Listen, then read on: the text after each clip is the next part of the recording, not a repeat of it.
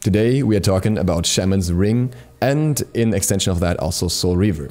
So Shaman's Ring was already buffed in patch 5.4, which is a while ago now, but it hasn't really been on most people's radar. The stats are a little bit strange to work with and you really have to know how much that passive does to understand the full benefit of the item. And that's exactly what we're going to look into here. And for comparison's sake, we're going to use Soul Reaver, as Soul Reaver is kind of the best burst item that you can build currently. It does not necessarily have the most power when you compare it to those stacking items, and it does not necessarily have the most raw power compared to Rod of Tahuti either, but with its price point and the power and the passive and the mana, it is one of the most valued items in pretty much any mage build. So both would be core damaging items for your build with different additional benefits, but they, for example, wouldn't qualify as penetration items or something like that, so they share somewhat of the same places. There are some extra points to be made regarding Shaman's Ring especially, we get to that later. Let us first look into the damage values. To do this comparison, I used Ao Kuang, as he currently makes excellent use of both items. I did two different comparisons here. The first one is rather basic. In the first build, it's simply Assassin's Blessing, Penetration Boots, Spear of Desolation, so you have a whole lot of penetration and a decent amount of power at that point. And then you either add Shaman's Ring into the mix or you throw in the Soul Reaver. This is because it's a very good point for those items to be considered, at least for the build, unless you require some sort of other situational item. And it is a good point to also have enough benefit for your Shaman's Ring behind your items and also enough health on the enemy targets for the benefit of Soul Reaver. I would generally prefer Bancroft's Talon instead of Spear of Desolation, but for the sake of calculations here, it's simply easier to go with Spear of Desolation as it reduces the protection more effectively and it has a static power value. To highlight the full potential a little more, I also added Rod of Tahuti in this particular example to see how much damage we could get out of the highest flat power non-stacking item in comparison. That's obviously not very applicable in any game as the item is way too expensive. I just want to really highlight the power of the other two items in any build basically. The target is a level 15 Rabot. Unfortunately, the Jungle Practice Rabot is not really adjusted yet, so this will be true damage calculations anyways, but that's fine for the purpose of what we're trying to show here, and it will reflect accordingly in-game with all damage values being reduced by a fair bit if the enemy has more protections. As a reminder, what was changed about Shaman's Ring, the cost was increased from 2300 to 2400, but in return the power was increased from 80 to 100 right off the bat. It still has the same damage increasing passive, which will increase all damage taken for a target just from yourself by 10% for 5 seconds after being hit with an ability. Shaman's Ring comes at a price of 2400 gold, Soul Reaver 2650, and Rod of Tahuti for good measure at a price point of 3000. With Shaman's Ring's damage increase, we have to measure the damage in two different ways. We have to, on one hand, measure the damage that it does to an unmarked target, and then the damage it does to a marked target. And that's exactly what I did here. So what you can see for the unmarked damage, the one deals 376 damage here. The one is the only ability that only has 4 points in it at this point. Everything else except the ult has 5. The 2 deals 173 damage per dragon. I did not include the throw here.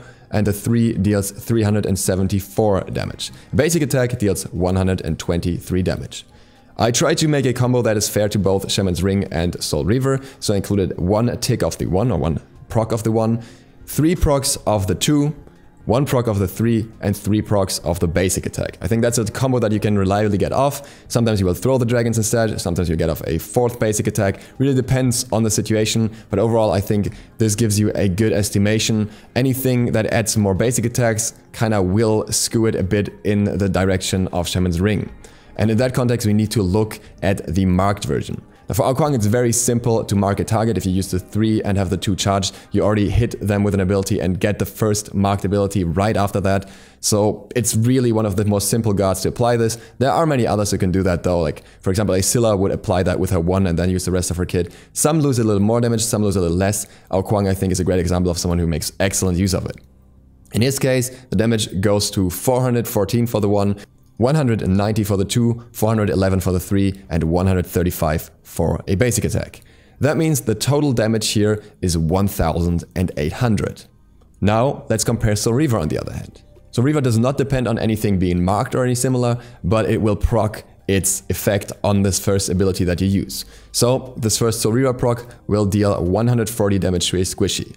The more tanky the target builds, the more damage this is. So a Warlock Staff building mage would already take a decent amount more damage, a tank would take even more.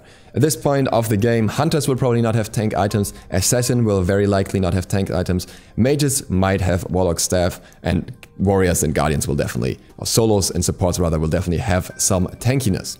So overall, you can estimate 140 to be the rarer case, and the damage going up depending on which target you're hitting, maybe something like 200 damage plus for tankier targets. The 1 will deal 394 damage, the 2 will deal 182 damage, the 3 will deal 386 damage, and a basic attack will deal 129 damage. So overall, the damage values are somewhere between Shaman's Ring Unmarked and Shaman's Ring Marked. A Soul Reaver does have more power, but it doesn't come with the additional damage amplification that Shaman's Ring has. So the overall damage with Soul Reaver with a relatively low proc here would be 1853. Now if you're looking at the unmarked values, they are less relevant overall, as the damage is just something that will be applied before the first ability is applied, or before the ring is stacked obviously. Then we see there's roughly a 200 damage drop. The marked damage values are almost the same as Soul Reaver, but Soul Reaver again can go even higher here, as it will be able to get that extra damage against tankier targets. So overall what we can see here is that Shaman's Ring will deal a little less damage. Maybe depending on which ability is used first and which tanky target you're hitting or non-tanky target you're hitting. The damage difference of roughly 100 against a marked target where the first ability procs the mark. This damage difference gets smaller when a less tanky target is hit or when more basic attacks and 2s are used basically, so the more dragons are hit. That excludes the fact that there is also movement speed on Shaman's Ring though. I think the benefit from Wrath of Tahuti with mana is nice, but movement speed translates into much more in most fighting situations where you can juke better, you can engage better and all that kind of stuff. And it would potentially give you the option to actually opt out of your boots in late game. So Shaman's Ring at this point is in my opinion more of an investment. It is something that will have more potential as the game progresses if you benefit from the stats and you can make use of it, whereas Soul Reaver has more immediate benefit. That's obvious as Shaman's Ring is a stacking item, but even as a fully stacked item it's not quite as beneficial in terms of damage. If we look at Rod of Tahuti in comparison here just for the fun of it, you'll see that even though Rod of Tahuti is more expensive than the other two, it falls short in damage either way. It will deal more damage if the target gets lower health though, so that's something worth factoring in. It could probably get to around the same damage values overall, but for a much higher price tag, which I absolutely don't think is worth it. Now let's take the same thing a few levels further. Again, we will have one build with Shaman's Ring and one build with Soul Reaver. This time the build is Assassin's Blessing, Pen Boot, Spear of Desolation, then Shaman's Ring or Soul Reaver, Rod of Tahuti and Obsidian Shard. Using Rod of Tahuti again is only for the sake of simplicity here. Do not do that. It's also used here because otherwise I would probably be building both items at this point. I would build my Soul Reaver in that place, and if we want to compare the two, then it doesn't really make sense that way. What you will see here is that the damage values are actually a fair bit closer.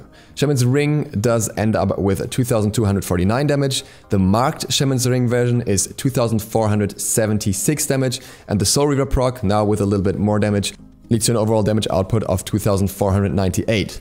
So we just get 22 damage difference here, and obviously depending on the situation that can be more or less. So again, this emphasizes Shaman's Ring's role as a long-term investment, but what you can see here is that Shaman's Ring has become a lot more beneficial compared to what it used to. If you are looking to opt into 2 rings instead of boots late game, then Shaman's Ring is the way to go. And if you want to get as much power as possible, I would honestly recommend building both on many gods. It's not beneficial in every god, and gods that have the option to stack will often be better off building stacking items instead. Certain gods just don't benefit as much from stacking, and for them the direct power is better, and the way that Shaman's Ring is stacked is very beneficial as it doesn't really require you to farm in the same way, but rather you stack it by playing aggressive, which is most players' preferred playstyle anyways, as far as I can tell. As it stands, Soul Reaver is probably the go-to choice for most burst mages and most mages that don't have access to very high additional damage through something like Aokwang's 2, where over time you just stack up more damage. But Shaman's Ring should no longer be ruled out as this random niche item that doesn't have a purpose, because on certain gods it definitely can. It, in my opinion, to some degree actually even fulfills Rod of Tahuti's niche for some gods, as long as you're not using something like Wall of Staff or Book of Thoth as a replacement.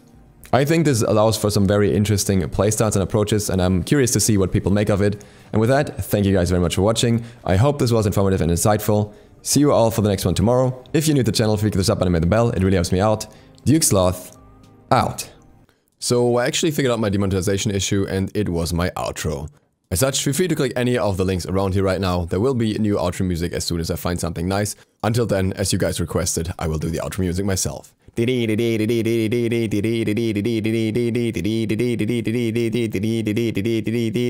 You're welcome.